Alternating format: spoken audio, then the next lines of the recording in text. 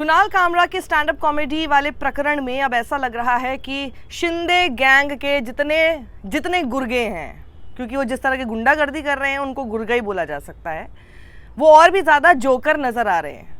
आप देखिएगा, मतलब ऐसी ऐसी चीज़ें अब ऐसा लग रहा है कि सब लोग ट्विटर पे अब हंस रहे हैं और कह रहे हैं कि बड़े क्लाउन की तरह ये लोग नज़र आ रहे हैं। और अब ऐसा लग रहा है कि धमकी देने में भी कॉमेडी चल रही है। वो क्यों कह रहे हैं, ज़रा सबसे पहले तो एक ये ऑडियो सुनिए। कुणाल कामरा को फ़ोन करके पहले किसी ने धमकाने की कोशिश की। कुणाल कामरा बात करेगा? हाँ हाँ बोलो। जगदीश शर्मा बोल रहा हूँ, सूचना शाखा में। क्या बोले थे तूने साहब के बारे में? वीडियो डाला है। कौन सा साहब है? शिंदे साहब, हाँ। हमारे मुख्यमंत्री, उनके बारे में क्या वीडियो डाला है? अभी तो मुख्यमंत्री का है वो अभी भी इसका जीके टेस्ट ले रहा है भाई। उप मुख्यमंत्री, अब तो मुख्यमंत्री भी नहीं है। फिर वो कहता है अच्छा मैं जहाँ रहता हूँ तू वहाँ आ जा। कहाँ? तमिलनाडु। उप मुख्यमंत्री है, उनके बारे में क्या वीडियो डाला है तूने? देखा ना आपने वीडियो? देखा है, होटल तो जाके देख ले। हम लोग ने क्या हाल किया। अभी तू जिधर मिलेगा ना तेरा भी वही हाल होगा। आज समझा क्या? इधर मिलूंगा। किधर रहता है तू? तमिलनाडु। तमिलनाडु तेरी तमिलनाडु में आके मारेगा देखो। वही है कुणाल कामरा। हेलो, आजा आजा तमिलनाडु आजा। किधर आने का? तमिलनाडु। तमिलनाडु में कैसा पूछेगा भाई? आखिर में बोलते बोलते वो बोला कि अभी तमिलनाडु कैसे जाएगा भाई? तमिलनाडु में कैसा पूछेगा भाई?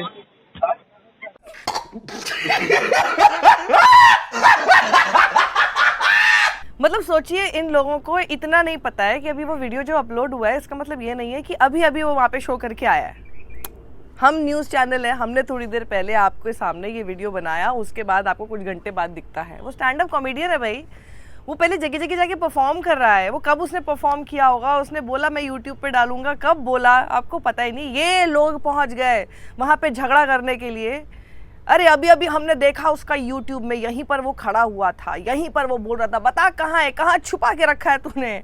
वो लोग सोच रहे हैं अभी कभी किया था ये कुणाल कामरा वाला शो भाई, कहाँ से अभी हम एकदम से डेट इसके सामने लेकर आए, पता नहीं कौन सा साल था। बहुत पहले करके रिकॉर्ड किया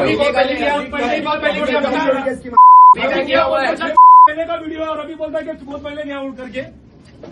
हाँ, एक घंटा पहले का वीडियो कभी किया बता ना। हम लोग को मालूम नहीं है, बता कभी किया? मैं आपको दिखा दूंगा, नहीं है वो इधर।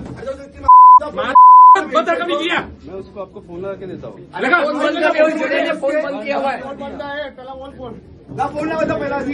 लेकिन ये लगे रहे वहाँ पे और कोई और ही शो के लिए ऑडियंस वहाँ पे बैठे हुए थे। वहाँ पे जाके डरा धमका के तोड़फोड़ मचा कर आ गए हैं। पता नहीं किसका शो था, वहाँ जाके तोड़फोड़ कर मचा के आ गए हैं।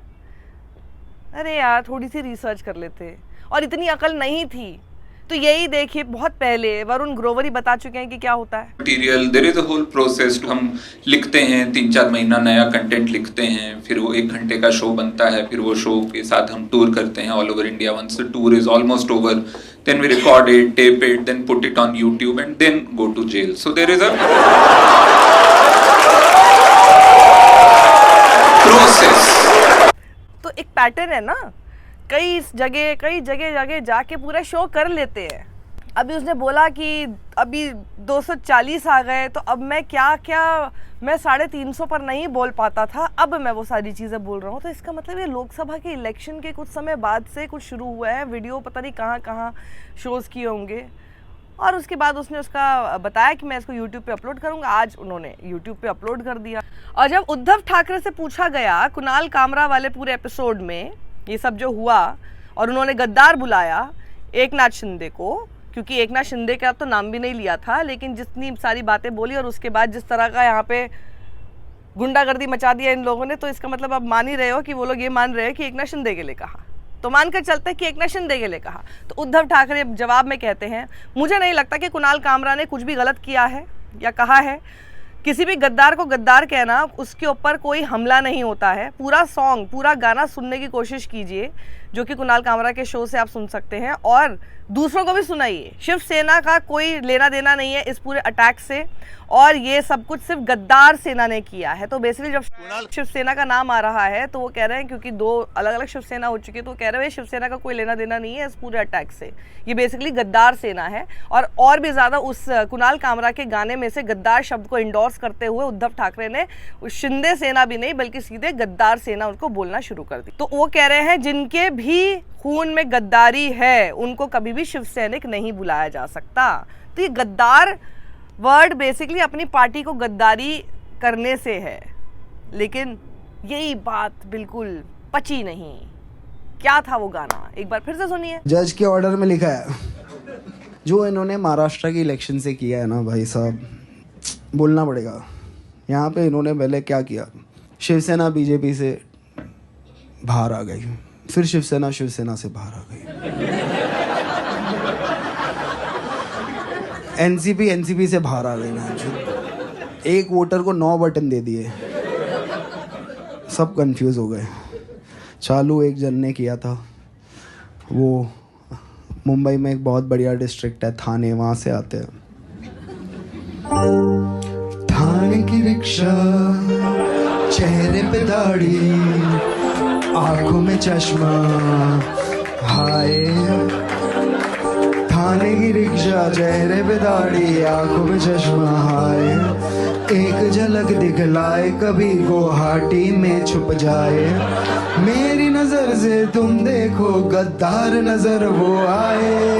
थाने की रिक्शा, चेहरे पे दाढ़ी, आंखों पे चश्मा, हाय। मंत्री नहीं वो दल बदलू है, और कहा क्या जाए, जिस थाली में खाए उसमें ही वो छेद कर जाए। मंत्रालय से ज्यादा फडणवीस की गोदी में मिल जाए, तीर कमान मिला है इसको बाप मेरा ये चाहे। थाने की रिक्शा, चेहरे पे दाढ़ी, आंखों पे चश्मा, हाय। सोचो ना, मतलब ये पॉलिटिक्स है इनकी। परिवारवाद खत्म करना था, किसी का बाप चुरा लिया क्या रिप्लाई होगा भाई? मैं मिलूं कल तेंदुलकर के बेटे को, बोलूं कि आजा भाई लंच पे मिलते हैं, आधा घंटा तेंदुलकर की तारीफ करूं और बोलूं कि देख आज से पर वो मेरा बाप है, तू ढूंढ ले कोई ऑन द वे। अब ये देखिए, महाराष्ट्र के जो MOS हैं होम, योगेश रामदास कदम, वो कहते हैं कि कॉन्स्टिट्यूशन ने फ्रीडम ऑफ स्पीच तो दी है, लेकिन इसका मतलब ये नहीं कि वो आपको किसी को भी जो कि कॉन्स्टिट्यूशनल पोजीशन पर बैठा है उसका अपमान करने का अधिकार देते। और वैंडलिज्म पे कहते हैं whatever action is required will be taken, जो भी एक्शन रिक्वायर्ड है वो लिया जाएगा। तो पहली चीज़ तो ये है कि जब आप constitution has provided freedom of speech but it doesn't give you the right to insult those occupying constitutional positions, तो ज़रा हम गृह राज्य मंत्री को ये बता दें कि आपको शायद ये पता ही नहीं है। एक तो पहले आप लोग ना अपनी पूरा कोर्स कंप्लीट करके आया कीजिए, कॉन्स्टिट्यूशन ऑफ इंडिया किताब एक बार नहीं कम से कम 10 बार पढ़ने का। हम लोग भी हल्का सा अगर गलत इंटरप्रेट कर रहे तो समझ में आता है। आप लोग कैसे गलत इंटरप्रेट कर रहे हो? आप जो कह रहे हैं और जिसके ऊपर सवाल उठा रहे हैं बेसिकली वही कॉन्स्टिट्यूशन देता है। कॉन्स्टिट्यूशन किसी को भी राइट देता है कि कॉन्स्टिट्यूशनल पोजीशन पर बैठे हुए किसी भी शख्स पर वो जोक बना सकता है, बल्कि जो गुंडागर्दी इस वक्त आपके राज्य में हो रही है और आप उसके जवाबदेह हैं, उसका राइट कॉन्स्टिट्यूशन नहीं देता है। तो हो क्या रहा है, आपको यही नहीं पता कि कॉन्स्टिट्यूशन कर क्या सकता है और कॉन्स्टिट्यूशन के दायरे में रहकर आप क्या कर सकते हैं। और कह रहे हैं whatever action is required will be taken. तो एक्शन तो ये सारे एकनाथ शिंदे का पूरा गैंग ले रहा है। आपकी पुलिस कहाँ है फिर? क्या उन लोगों को पकड़ के उनके चेहरे सामने उनके खिलाफ बल्कि एक्शन लेना आपको कॉन्स्टिट्यूशन के दायरे में रह के करना पड़ेगा। This is what you are required to do.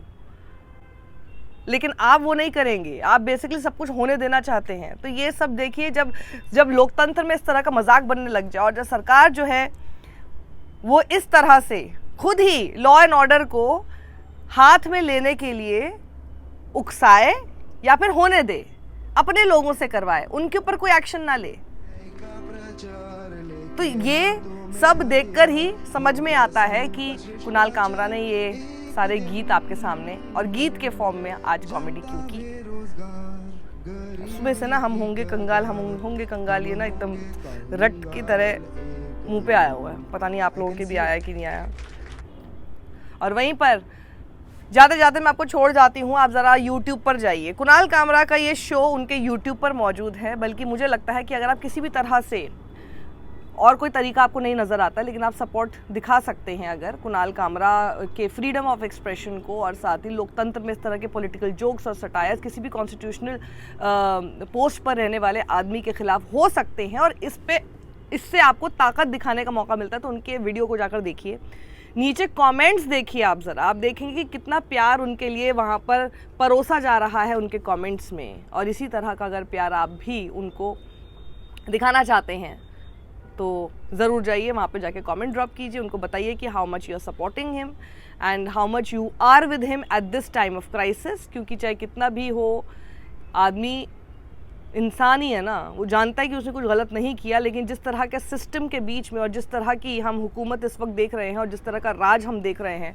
देख ही लिया ना, मतलब कुछ घंटों में, वीडियो के सामने आने के कुछ घंटों में ही आपको सब दिखाई देगा कि कैसा महाराष्ट्र में लॉ एंड ऑर्डर है और कैसे सरकार चलाई जा रही है और कितना बायस है। तो ऐसे में जानते हुए वीडियो यूट्यूब पर अपलोड करना, उस पूरे वीडियो को, उस पूरी कॉमेडी को जो अभी तक कुछ चंद लोगों ने सुना था, उसे दुनिया भर में फैला देना, ये भी एक गट्स का काम है।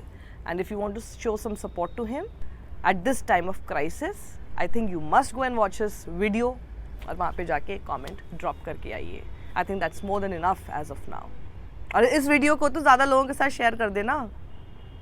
सत्यमेव जयते।